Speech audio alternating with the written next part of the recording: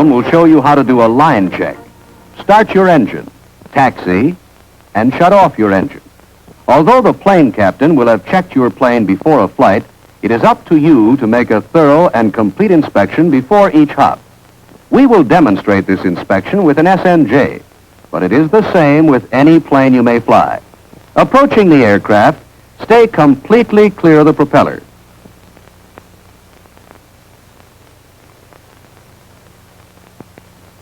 Place your parachute on the horizontal stabilizer, preparatory to beginning your check. By using a definite procedure for your line inspection, you will be less apt to forget anything. Establish this pattern of checkpoints in your mind. The cockpit, the trailing edge of the port wing, the port side wing tip, the port side leading edge, landing gear and port side engine section, the front engine section and prop, the starboard engine section, the starboard wing leading edge, the starboard wing tip, the trailing edge, starboard fuselage, the empennage and tail section, the port side fuselage and baggage compartment. The first checkpoint is the cockpit.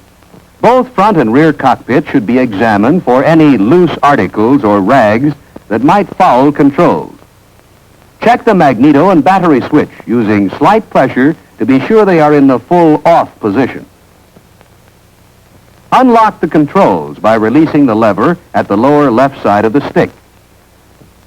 Visually check the oil level, being sure to replace the cap.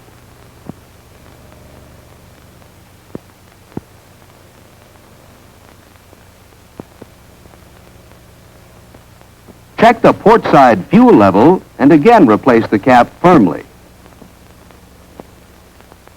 Inspect both top and bottom of the trailing edge of the port wing, looking for tears or breaks, wrinkles or bulges, snapped rivets, looseness or dents in the skin and in the aileron fabric, all of which might indicate structural failure.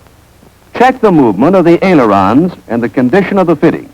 Make sure that lock nuts are secure and that the pins are made fast by safety cotter pins or wire.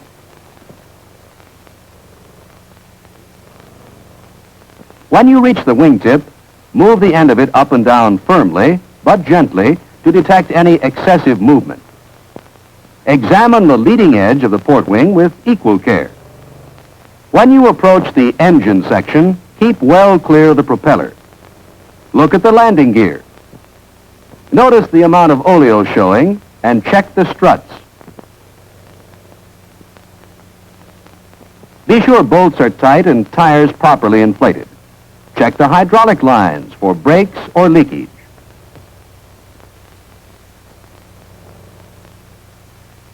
Examine the cowling and exhaust stack for looseness and loose fasteners.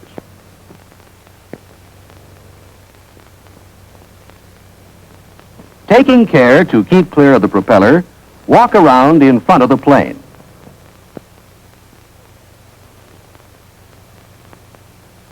Look at it to see that it is sitting level.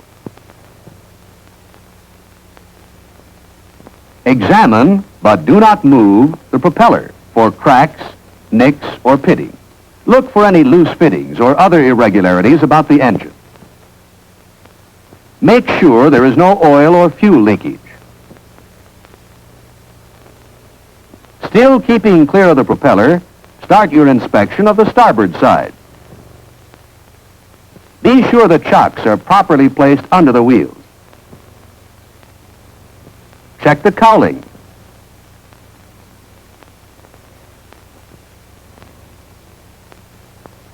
And the leading edge, just as you did the port side. Examine the pitot tube. Then check the starboard wingtip and test it for excessive play.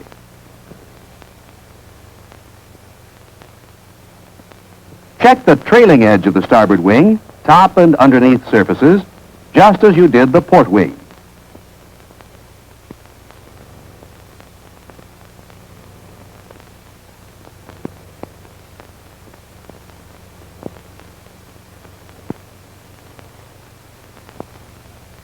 Check the fuel level.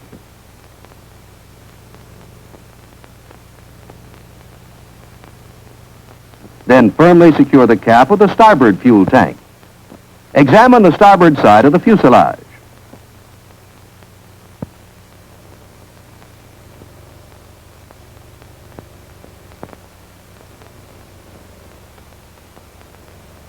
At the empennage or tail group, examine the rudder and elevators for freedom of movement and condition of the surface.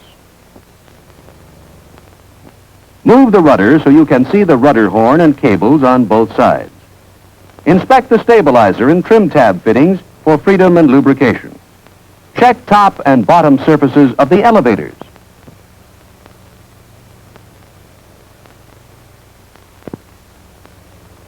Then examine the tail wheel assembly for proper inflation and oleo fluid. Continue your inspection of the port side of the fuselage. Make sure all gear in the baggage compartment is firmly secured. And finally, that the door is tightly locked. After putting on your parachute, you are ready to get in the plane. Make sure you are comfortably seated in your cockpit. See that your plane captain is standing by with a fire extinguisher. Then, after giving and receiving the stand clear signal, open your throttle about a ½ inch, which will give you 600 to 800 RPM. Push your mixture control forward to full rich position. Set your propeller pitch control at full decrease RPM and place the gas selector valve on reserve. Prime your engine, 2 to 4 strokes when it is warm and 4 to 6 when it is cold, as it is now. Count the strokes from the time you feel definite pressure on the inward thrust. After checking the area behind your plane to be sure nothing will be damaged by your prop wash, and seeing that the area around your propeller is clear, again check the stand clear signal with your plane captain. Then, turn your battery switch to on. Make a final visual check of the area around your prop as you hold both brakes. Then, turn on the magneto switch. Lift the guard on the starter switch and hold the starter engaged until the engine is firing smoothly. Release the switch and replace the guard. Adjust your throttle slowly to obtain 600 to 800 RPM. Do not advance the throttle rapidly, which might flood the induction system and create a fire hazard. With your engine running smoothly at 600 to 800 RPM, check your oil pressure gauge. If it does not rise to 40 pounds in 30 seconds, stop the engine and report this to your plane captain. With your oil pressure at 50 pounds per square inch, you can safely advance your propeller pitch control to full increase RPM with no danger of starving your engine of oil. Then, adjust your throttle until the RPM holds steady at 1,000 RPM for the warm-up period.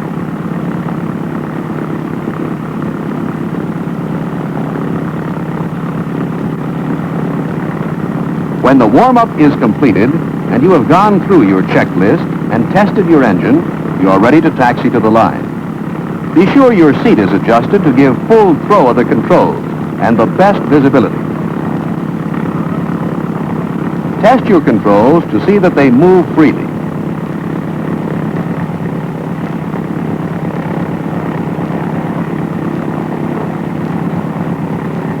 Keep your left hand on the throttle, your right hand on the stick, and your feet off the deck on the rudder pedals so you can operate the brakes with your toes. Signal your plane captain to remove the chocks from the wheels. Keep your stick back so that your tail is held down. With the chocks removed, follow the signals of your plane captain as you taxi out of the line, but keep checking the area ahead yourself, since you are primarily responsible for the aircraft.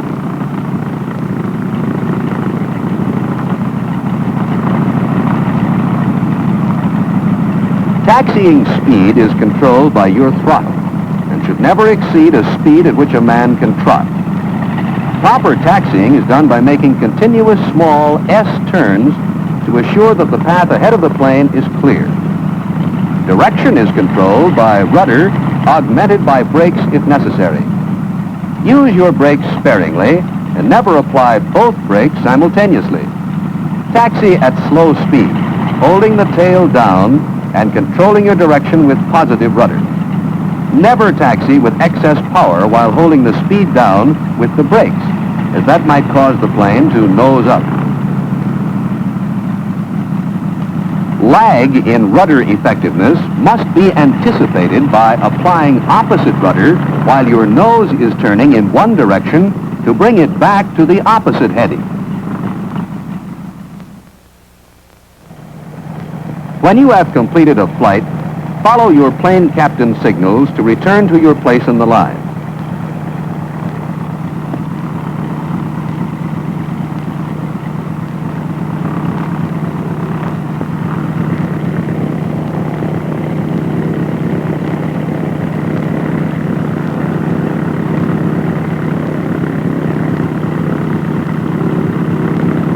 After you have stopped, hold your brakes and advance your throttle to 1200 RPM. On the plane captain's signals, put your prop in full high pitch. Decrease RPM.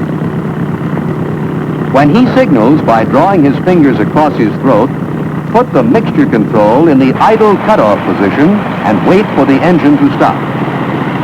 When the propeller has stopped, turn your battery switch to off and your magneto switch to off. Then turn off your gas selector valve. Finally, before leaving the cockpit, double check to see that the magneto switch and battery switch are off and your controls are locked. With the wheels properly chocked, you are ready to leave the plane.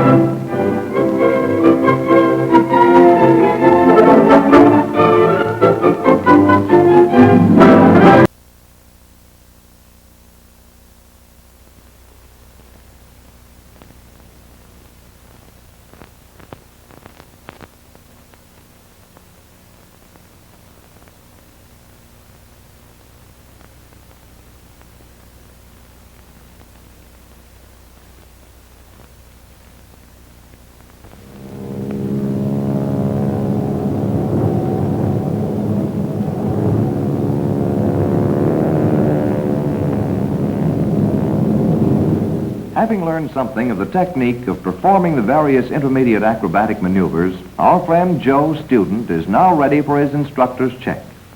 Or at least he's going to get it, ready or not.